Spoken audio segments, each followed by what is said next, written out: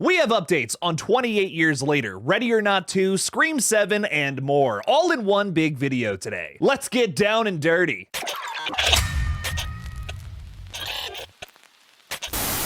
Hey everybody, I'm KillJoy Jake, and instead of having friends, I have horror movies. Kicking off today's update is the sequel that none of us knew we needed until it was announced. Ready or Not 2, Here I Come. The sequel recently wrapped production, and some new videos and stills came out from it. That's a wrap on Ready or Not 2. It was really fun making this movie. We hope you love it. From these new shots, it appears that Samara Weaving is once again in a bloodied wedding dress with Kathryn Newton, who's like a little bloody. It feels like they were filming something for the end of the movie, but like, she's not that covered in blood. You know, she looks okay. If the ending of the Texas Chainsaw Massacre is like 100% traumatized, she kind of only seems like 10%. She ruined her new pants. I mean, you know, that's for sure, but she doesn't look as bad as her battle-damaged co-star. The thing about Grace this time around is she appears to be wearing the same dress from last time. She even appears to have some of the same wounds. Nail in the hand. Same hand. The question about this film for the longest time has been, how do you make a sequel to Ready or Not? Maybe they're answering that question by saying, what if we pick up right where we left off? Is there some other complex element to the curse that we don't know about? Is there more Ladomises out there, maybe, perhaps? You also gotta think Samara Weaving's Grace is part of the family now. Has the curse been passed on to her? Before I saw some of these pictures, I thought to myself, well, maybe this film could take place at like her next wedding. She meets some guy in between the events of like the last film to now. She gets married to this new guy, and all of a sudden the demon's like back. LaBelle, right? It's an anagram for Belial. Now with these new photos though, it's making me think we're picking up right from those stairs with her smoking the cigarette. You know what I mean? Like we're just gonna pick up right where we left off. Maybe Kathryn Newton's somebody who's working in an ambulance, like an EMT or something along those lines. I don't know, but I'm excited to find out on April 10th of 2026, just a month and a half after Scream 7 comes out. Scream fans are gonna be eaten next year, dude. We have Ready or Not 2 from the Radio Silence guys coming out. We have Scream 7, of course, the next installment in that franchise,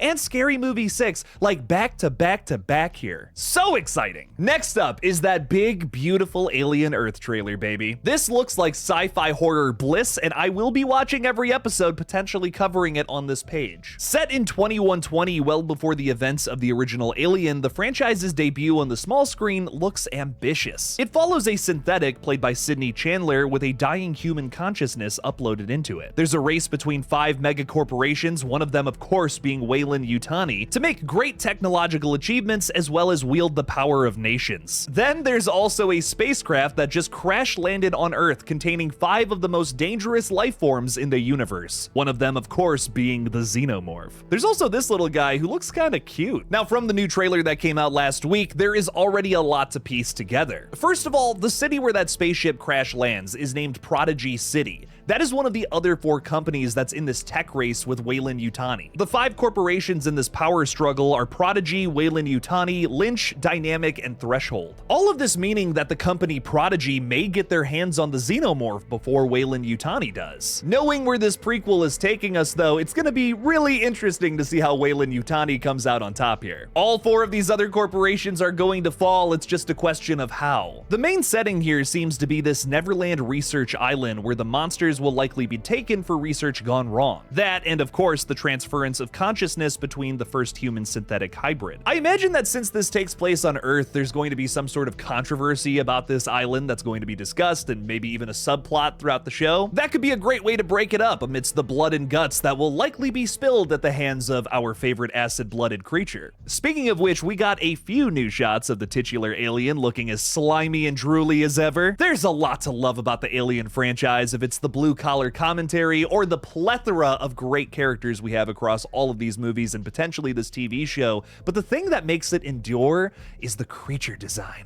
Ooh, this is the scariest thing I have ever seen. While I am excited to see what other threats await us in Alien Earth, nothing's gonna topple Xeni here. Speaking of which, did anyone else notice the duality between the 5 evil corporations fighting for the top spot and the 5 deadliest creatures from the universe all crash landing, potentially fighting for a top spot here on Earth? I can already tell that this one is going to be a think tank like the best entries in this series. Speaking of That sounds amazing. We have a really big update on 28 years later. Not only did we just receive these sick-looking character posters, and the film got an R rating, of course it did. Director Danny Boyle has confirmed that Jim, played by Cillian Murphy, will return for this trilogy, even though earlier reports said that he wouldn't. Speaking with Business Insider, director Danny Boyle confirmed that Cillian Murphy will return as Jim in the sequel to Years, subtitled The Bone Temple. I guess Murphy was just interested in getting his on. Oppenheimer? More like Cockenheimer. For real though, this is an interesting update because Danny has spoken a lot recently, especially at CinemaCon, about how Sony has not greenlit the third entry yet. The only way that's gonna happen is if these first two films are a success at the box office. My guess here is that Jim returns for what is likely a cliffhanger at the end of the Bone Temple movie, leaving viewers dying for a third installment, forcing Sony to greenlight it. I know some people might be turned off by something along those lines, forcing some sort of narrative to get another movie made, but I actually kind of dig this for a few reasons. First of all, it's already been confirmed by writer Alex Garland that this movie is basically going to ignore some elements to 28 Weeks Later, like the cliffhanger at the end of that film where the infected get over to Paris. Alex makes some really good points about how that kind of goes against what this franchise is trying to say, and I agree with him, but the child heart inside of me, my 10-year-old self who saw this movie and loved it, is a little upset about that, I'm gonna be honest. Now there's a chance that we actually could get a payoff to a cliffhanger in this franchise. Hey, I'll take what I can get. Sony better greenlight that damn movie though, or I'm taking that point back. I'm taking it right back. This also means that the series isn't really focusing on nostalgia until the end of the second movie, which, like, dude, I will take that. There are so many franchises out there where that's the only thing they have to offer in these new continuations. I'm looking at you, Ghostbusters. The best part of that last movie should not have been when all of the legacy characters showed up. What the f? I'm excited to see Jim again, but it's very low on the reasons why I'm excited for a new entry in the 28 whatever later franchise. Cillian Murphy, great actor, love him, he's awesome, but he's not bringing me to this movie. I'm just gonna be completely real. I want to see the undead ripping people apart. I want to see some harrowing commentary that is going to shake me to my core. Doing that with new characters, especially when this is 28 years later after the original film, just makes the most sense. Jim sounds like he's going to be a side character with some sort of really important, maybe even game-changing element that, you know, maybe shifts the series, leaves us on a cliffhanger that has us excited for a third film that Sony will hopefully greenlight. Look, it's cool with me, man. If you gotta do a little bit of nostalgia baiting to get your next movie made, whatever, just tell a good story. It seems like that is the focus here first and foremost, though. I am hearing nothing but good things about people who got to see the first couple of minutes of this one early, by the way. I am crazy jealous. 28 Years Later drops on June 20th, less than 2 weeks away, and I'm going to be running faster than The Infected to the theater the Thursday before. Real quick before we get into this next update, I do want to ask you guys, if you have not checked out my horror gaming channel GullGotha yet, go check it out, go subscribe. We are nearing 1,000 subscribers over there playing some crazy horror video games, and it would help us out a great deal if literally less than 150 of you could check it out. I usually get like 2,000 plus views on these conjoined update videos, so literally if less than 10% of you checked it out, it would literally make my entire summer. Thank you for the support, and we'll see you over there for some intense horror gaming streams. And finally, the update that some of you just skipped to. I know you do it. I see the analytics on this. I am judging you, but time to talk about Scream 7.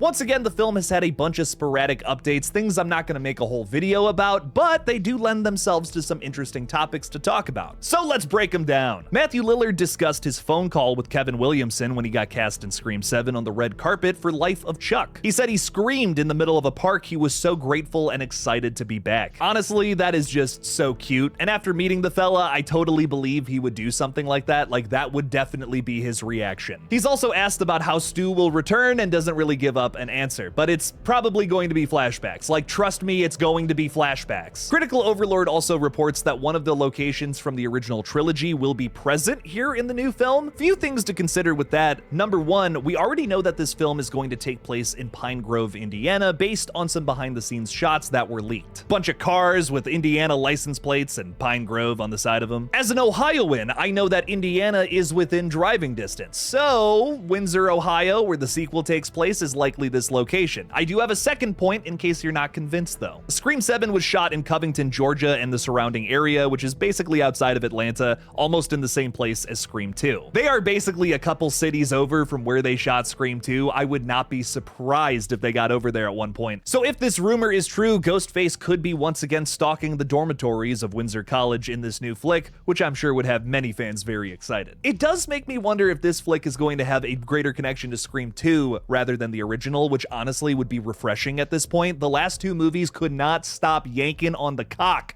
of the 96 film. We get it, it's great. I would not mind going back to Windsor College. I like that setting so much, I set my fan film there. Finally, the biggest thing to erupt in the world of Scream last week is this interview with David Arquette on Chris Jericho's podcast. It has some fans absolutely spiraling. Chris and David discuss Dewey's death in Scream 5. And before I even give any sort of opinion on this, I just want to play a clip from it real quick. You know, they sent me the script and I was flipping through it and I was like, oh, Dewey's got a cool role in this one. I'm like, wow. And then I got to the part and I was like, oh no. I went to the back and because Dewey always comes back at the end of the scripts and I see that he didn't. Right. And that actually someone else did. And I was like, oh no. I was like, wow. So it was a really hard film to film. I was really kind of pissed at the writers. Still am.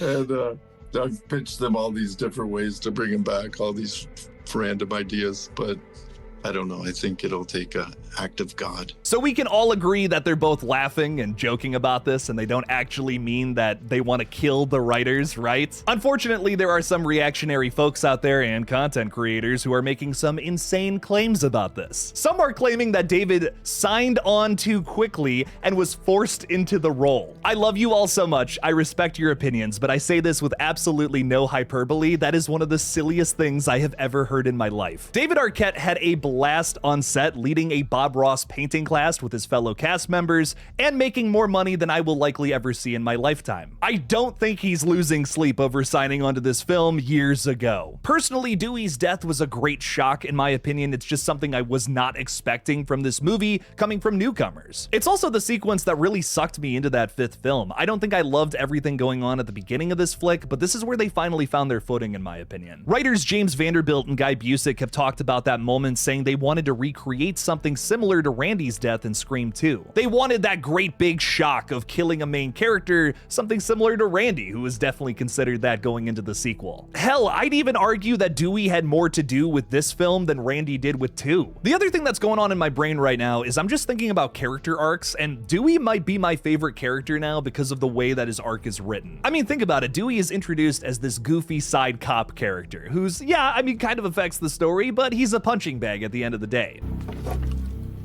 Hello. Well, there's no way a cellular could have been cloned. The 5 films that he was in detail the rocky relationship he's had with Gale Weathers that certainly had its ups and its downs, and then he had this tragic emotional death saving our new characters in this flick like the hero that he was. Gale used to be my favorite Scream character until her arc was ruined in Scream 6. I almost would have rather seen her die than just revert back to the character that she was back in Screams 1 and 2 and 6 for literally no reason. Gale had a great arc from Screams 1 through 5, and then it was just completely shattered in the 6th film when they decided, hey, we want to do Scream 2 Gale again. We like that version of Gale better. That doesn't make any sense though. That's my problem with that. Did I miss Dewey in Scream 6? Absolutely, but I'm glad his arc wasn't randomly ruined just to force something into a new flick. This is one of the biggest concerns I have regarding Sidney Prescott moving into the next installment, which is probably the biggest reason I've been pretty negative with this one opposed to the last 2 flicks. It's in the hands of franchise creator Kevin Williamson though, so I don't think he's gonna let this suck. At least I hope. This is his baby. He can't let it be bad, right? I still have faith in Scream 7. Is it going to be a perfect film? Probably not. Am I going to enjoy it? Probably yes. It's hard to root for old Ghosty here though, between the drama and the spoilery updates, however. Hey everybody, before we wrap up today's video, please make sure to subscribe to this page for more crazy horror updates just like this one. Also check out our merch store to show off how you have no friends but a bunch of horror movies. Some really cool new items have been added there, as well as some lower prices. What was your favorite update from today's video? Let me know down in the comments below. Thank you all again for watching. Please subscribe, and as always, don't forget to kill it out there, y'all.